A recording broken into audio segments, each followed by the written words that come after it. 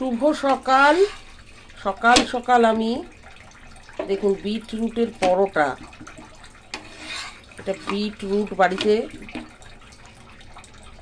মানে বিটের যে পাল্পটা থাকে সেই পাল্পটা দিয়ে আজকে আমি পরোটাটা বানাচ্ছি। এই হচ্ছে তার মাখা,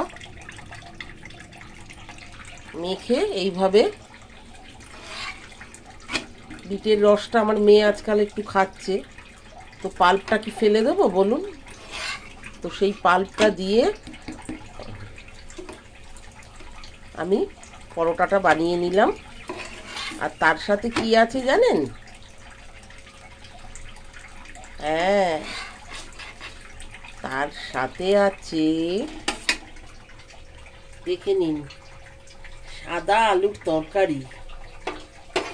একদম এইভাবে আপনারা বাড়িতে দেখেছেন টিফিনটা বানিয়ে এইভাবে খাওয়ার চেষ্টা করবেন, এটা শরীরের জন্য খুব উপকারী।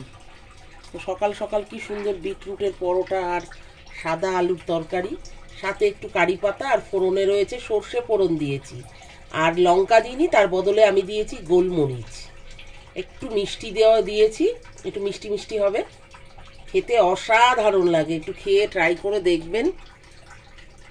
তো এই পর্যন্ত, আমি আমার টিফিনটা এবার খাওয়া শুরু করব। চলুন, টাটা।